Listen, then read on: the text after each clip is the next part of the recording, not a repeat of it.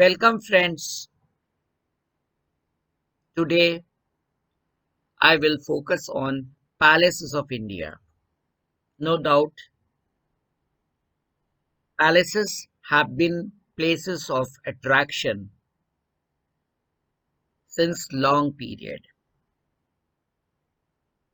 and especially India is known for palaces, forts, temples, and so many heritage sites.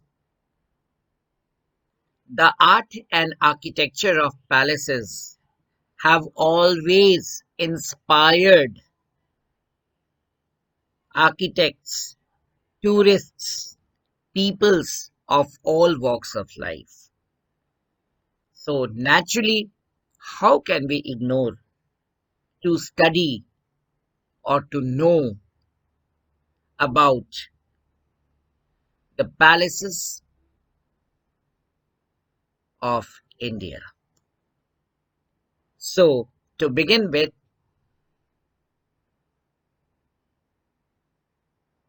India has a glorious past reflected in its culture, tradition, rulers, and so on. India has numerous monuments, numerous palaces that speak highly of the architectural styles of the people of bygone era. Most of them come under heritage sites, and many of them have been converted into luxurious palaces for people to get a taste of royal lifestyle.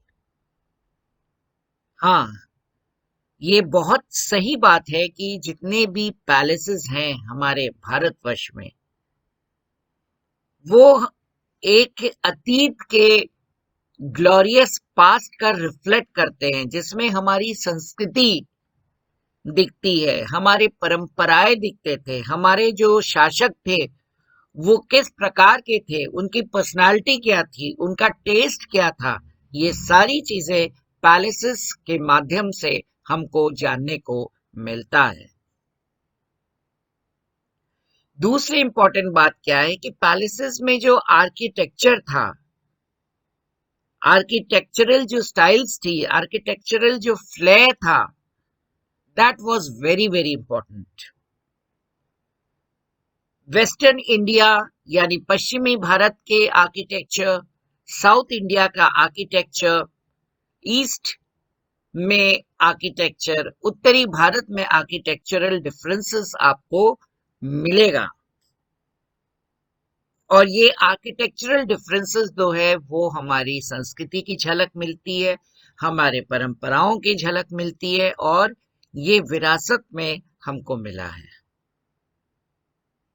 और ये सारे palaces आज के दिन में heritage sites के रूप में कन्वर्ट कर दिया गया है और इनको कुछ पैलेसेस को यानी मैक्सिमम पैलेसेस को लग्जूरियस पैलेसेस के रूप में, होटल्स के रूप में कन्वर्ट कर दिया गया है। 5 star hotel, 6 star, 7 star hotels में कन्वर्ट कर दिया गया है, जिससे लोगों को पता चले कि रॉयल लाइफस्टाइल होती क्या है, रॉयल लाइफस्टाइल में लोग जीते कैसे थे। प्राचीन, मध्यकालीन और आधुनिक काल के जो राजाएं थे, जब तक राजाओं का बोलबाला था, उस पीरियड में हमारी लाइफस्टाइल कैसी थी, लोग कैसे जीते थे, कैसे एंजॉय करते थे लाइफस्टाइल, लैविश स्टाइल्स, उसके बारे में हमको जानने को मिलता है। और खास तौर से ये टूरिस्ट का बहुत बड़ा अट्रैक्शन रहा है। टूरिस्ट यहाँ आते ही हैं, चाहे वो भारतीय टूरिस्ट हो चाहे विदेश से हो। तो palaces are really very important और इसकी जानकारी हम सबको होनी चाहिए। कुछ इंपॉर्टेंट पैलेसेस के बारे में मैं आपको बताता हूं, क्योंकि सारे पैलेसेस भारतवर्ष में बताना इम्पॉसिबल है। कुछ मेजर पैलेसेस के बारे में आपको बताता हूं जिससे आपकी उत्सुकता बढ़े और आप भी गूगल में और कहीं से सर्च करके पैलेसेस के बारे में जानिए। और जिस क्षेत्र में घूमने जाते हैं तो पैलेसेस अगर है तो जरूर विजिट करिए। उससे आपको बहुत सारी चीजें, उस समय की शैली, उस समय की लाइफस्टाइल के बारे में पता चलता है। चलिए सबसे पहले हम डिस्कस करते हैं लेक पैलेस उदयपुर में। साइट में हमने कुछ पैलेसेस के फोटोज भी लगाए हैं। आप और शौकीन हैं और जानने के जिज्ञासु हैं तो डिटेल्स आप अपने से भी लेवल पे देख सकते हैं। जस्ट आपको एक गाइड के तौर पे हमने कुछ पैलेसेस के बारे में बताया। तो लेक पैलेस उदयपुर में जो है, इसको पहले हम बोलते थे जल निवास। यह पैलेस जो है लेक के बीच में बना हुआ है और इस लेक का नाम है पिचोला लेक। चित्र में भी आप देखिए, एक वाइट मार्बल का बना हुआ पानी, नीले पानी के बीच में एक उम्दा एग्जाम्पल हमारे सामने दिखता है, वो भी डेजर्ट रीजन में। It was constructed during the region of Maharana Jagat Singh. Jagat Singh के समय काल में बनाया गया था and it took 3 years to complete। 3 साल लगा था। और ये व्हाइट मार्बल का बना हुआ एक वाटर या लेक पैलेस है। दूसरा हमारे सामने आता Falaknuma palace Hyderabad. Falaknuma means mirror of the sky, यानी स्काई में जो बादल रहते हैं, दूर से इस पैलेस को अगर आप देखते हैं तो उसी तरीके से दिखता है जैसा इसका नाम है। इट वॉज बिल्ड बाय नवाब विकार उल उमरा। The architecture of the palace is a unique blend of Thunder and Italian styles. ये मिक्स्ड आर्किटेक्चर है, विदेशी यूरोपियन आर्किटेक्चर से प्रेरित होके फलुकनामा पैलेस का निर्माण नवाब विकार उल उमरा जी ने किया था। तीसरा पैलेस जो है उसका नाम है मैसूर पैलेस। ये मैसूर का फेमस पैलेस है और Mysore is also a historical place. और आप चित्र में भी देखिए, जब लाइटेड रिफ्लेक्शंस होते हैं तो उसका क्या नजारा दिखता है। It is the second most visited palace in India after Taj Mahal. Mysore palace भी काफी पॉपुलर है और जैसा कि ताजमहल के बाद मैसूर में लोग मैसूर पैलेस देखना पसंद करते हैं। It was constructed from 1891 and was completed in 1912। 1891 से शुरू हुआ था और 1912 में यह पैलेस कंप्लीट किया गया था। अब इसके आर्किटेक्चर में हम डालते हैं तो architecture of this palace is a perfect blend of Rajput, Hindu, Muslim and Gothic styles, यानी विदेशी, यानी यूरोपियन और भारतीय शैलियों का समागम इस आर्किड पैलेस में आपको मिलता है। राजपूत की शैली आपको मिलेगी, हिंदू स्टाइल, मुस्लिम स्टाइल और गॉथिक जो है वो यूरोपियन स्टाइल है। इन चारों के कॉम्बिनेशंस आपको मिलेंगे। नेक्स्ट आपका पैलेस है लक्ष्मी विलास पैलेस। ये वडोदरा गुजरात में इसका लोकेशन है और ये it is the world's biggest palace which is 4 times the size of Buckingham Palace. England में जो क्वीन विक्टोरिया जहां रहती हैं, उस पैलेस का नाम है बकिंगहम पैलेस और ये बकिंगहम पैलेस से 4 गुना बड़ा है और इस प्रकार से ये विश्व का सबसे बड़ा पैलेस है लक्ष्मी विलास, जो कि वडोदरा गुजरात में है। उमद भवन palace Jodhpur. It is the largest private residence of the world. A portion of the palace has been given to the Taj Hotel. कुछ पोर्शन को ताज होटल के ग्रुप को दे दिया गया, बाकी जो पैलेस का क्षेत्र है उसमें अभी भी महाराजाओं के जो वंशज हैं वो रहते हैं। The construction had begun in 1929 and went on till 1943. 1929 से शुरू हुआ और 1943 तक यह पैलेस बनकर तैयार हुआ। यह पैलेस सैंडस्टोन और मार्बल दोनों से बना हुआ है। बालू पत्थर जो पिंक कलर का होता है और मार्बल वाइट, तो पिंक और वाइट के कॉम्बिनेशन में उमेद भवन पैलेस बनाया गया है। और इस खूबसूरती को अगर आप विजिट करते हैं तभी आप आनंद ले सकते हैं, वरना चित्र से नहीं ले सकते। तो पर्यटन में खास तौर से ये सब बातें रहती हैं और आपको जानकारी होनी चाहिए कि आप आखिर जा रहे हैं किसी स्थान पर तो आप वहां क्या देखने जा रहे हैं, उसके पीछे इतिहास क्या है, उसके पीछे बाकी जो चीजें छिपी हुई हैं उनकी जानकारी अगर आपको पहले से रहती है और उसको आप आंख से देख के उसको वैलिड करते हैं, सत्यता उस पे जाते हैं, तो आपको भी अच्छा लगता है। नेक्स्ट है कोलकाता में marble palace. It was build by wealthy Bengali merchant name Raja Rajendra Mallick. एक अमीर बंगाली व्यापारी जिसका नाम था राजा राजेंद्र मलिक, इन्होंने इस पैलेस का निर्माण कोलकाता में किया था। It has huge sculptures of marbles and paintings. इस पैलेस के भीतर आपको बहुत बड़े बड़े मार्बल के स्टैचूज मिलेंगे। स्कल्पचर्स मतलब स्टैचूज होते हैं, और पेंटिंग्स भी आपको मिलेंगे। यही इस मार्बल की खासियत है, पैलेस की खासियत है। दूसरा पैलेस मैं डिस्कस करना चाहता हूं कूच बिहार में, Victor Jubilee Palace. Victor Jubilee Palace, it is base model of the palace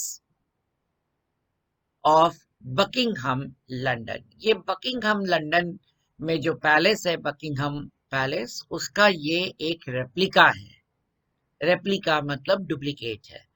it is build in the classical western style, पश्चिमी स्टाइल में बनाया गया। And it was build by Maharaja Nripendra Narayan. Next हम पैलेस की चर्चा करते हैं, वो है Chowmahalla palace, Hyderabad. Chowmahalla palace has a unique style of architecture. इसकी जो आर्किटेक्चरल स्टाइल है वो यूनिक है। It is located right next to famous Charminar, और चार मीनार जो है उसी के अगल बगल में ही ये पैलेस हैदराबाद में आपको देखने को मिलता है। नेक्स्ट हमारे सामने आता है Rambagh palace Jaipur. It is a very famous palace of India और it is known for its beauty and architectural style. देख के भी आपको लग रहा है कि इसकी ब्यूटी लाजवाब है और आर्किटेक्चरल स्टाइल भी लाजवाब है। तो ऐसे हमारे पैलेसेस भारतवर्ष में आपको मिलते हैं और जरूर विजिट करिएगा। आपको कुछ इंपॉर्टेंट पैलेसेस की मैंने जानकारी दी, विशेष जानकारी जितना आपके कोर्स से संबंधित है उतना ही हमने दिया। बाकी आप जानकारी स्वयं भी ले सकते हैं। कुछ ऐसे कीवर्ड्स हैं, कुछ की टेक अवेज हैं, जैसे सिटी ऑफ पैलेस हम किसे बोलते हैं, कोलकाता को बोलते हैं।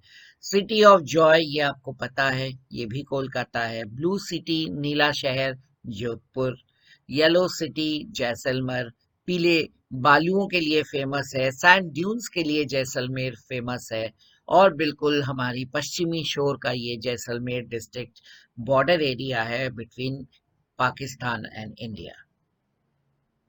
येलो सिटी के अलावा जैसलमेर को गोल्डन सिटी भी बोलते हैं, उदयपुर को पिंक सिटी व्हाइट सिटी बोलते हैं, और जयपुर को हम पिंक सिटी बोलते हैं। कटक को सिल्वर सिटी बोलते हैं क्योंकि कटक में सिल्वर के काम यानी चांदी का काम जो है बहुत अधिक होता है, बहुत पॉपुलर है पूरे भारतवर्ष में। तो लोग कटक जाने से चांदी के काम वाले वस्तुएं जरूर खरीदते हैं। मुंबई को कहा जाता है सिटी ऑफ गोल्ड, और सिटी ऑफ स्पाइसेस जो है कोझिकोड केरला में है, उसको बोला जाता है। तो कुछ इम्पोर्टेंट शहर और उसके नाम जो जुड़े हुए हैं फेमस होने की वजह से, वो मैंने आपसे डिस्कस किया। फिर आगे और देखिए, मालदा को मैंगो सिटी बोला जाता है क्योंकि मालदा के आम पूरे भारतवर्ष में काफी फेमस है। इलाहाबाद जैसे है, प्रयागराज अमरूद के लिए फेमस है, इसलिए गोवा सिटी बोला जाता है। मैसूर को ग्रीन सिटी बोला जाता है क्योंकि वहां बाग बगीचे कुछ ज्यादा हैं। सूरत जो है वो डायमंड सिटी, क्योंकि वहाँ डायमंड का काम ज्यादा होता है, डायमंड की नक्काशी, डायमंड के विभिन्न शेप वगैरह, बिजनेस डायमंड के लिए बहुत फ्लरिश करता है सूरत में, तो इसलिए it is known as diamond city. सबसे गरीब सिटी, पुअरेस्ट सिटी, सुनने में भी अजीब लगता होगा, ये मध्य प्रदेश में अलीराजपुर जो है वो पुअरेस्ट सिटी है। इकोनॉमिकली पुअर को ही हम पुअरेस्ट सिटी के संज्ञा देते हैं। रिचेस्ट सिटी मुंबई, मुंबई का दूसरा नाम सिटी ऑफ ड्रीम्स भी है, लोग अपना भाग्य आजमाने जाते हैं आपके बॉलीवुड में, तो इसलिए वो सिटी ऑफ ड्रीम्स भी कहलाता है। और ये रिचेस्ट सिटी के नाम पे भी भारत में जाना जाता है। सबसे साफ सुथरा शहर इंदौर है, जिसे हम बोलते हैं क्लीनेस्ट सिटी। बेंगलुरु को हम बोलते हैं गार्डन सिटी, क्योंकि वहाँ गार्डन्स हर जगह मिलेंगे। रोड साइड्स में भी ब्यूटीफाई किया गया, छोटे छोटे बगीचे हैं, आप जाएंगे तो आपको बहुत अच्छा लगता है, देखने में भी आपको अच्छा लगेगा, क्योंकि उसकी क्लाइमेटिक कंडीशन बहुत ही इक्वेटेबल है, ना बहुत गर्मी ना बहुत जाड़ा। तो ऐसे इक्वेटेबल क्लाइमेट्स जो हैं उसमें इस तरह के गार्डन सिटी डेवलप होना आसान है। बहुत गर्मी बहुत जाड़े में जो एक्सट्रीम क्लाइमेटिक कंडीशंस होता है, एक्सट्रीम टेम्परेचर्स में पेड़ पौधों को सही तरीके से मेंटेन नहीं किया जा सकता। भुवनेश्वर को हम बोलते हैं सिटी ऑफ टेम्पल्स। तो इस प्रकार से आपको हमने एक मोटा रूपरेखा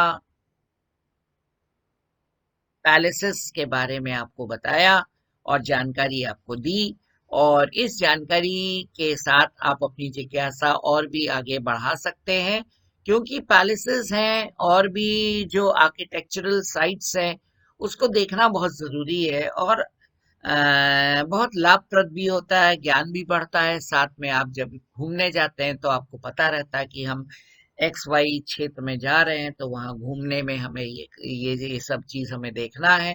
और हिस्ट्री और ज्योग्राफी अगर पहले से पता करके रखते हैं तो आपको गाइड की आवश्यकता नहीं पड़ती, आप स्वयं गाइड बन के लोगों को भी बता सकते हैं। तो इसी के साथ आज हम पैलेसेस ऑफ इंडिया समाप्त करते हैं, और आगे हमारी कड़ी में जुड़े रहिए और आपको मिलता रहेगा। और जरूर सब्सक्राइब भी कर दीजिए, जैसे नए अपलोड्स होते हैं तो आपको पता चलेगा। तो इसी के साथ once again my dear students, thank you very much and hope you will enjoy while listening to it. So once again, thank you.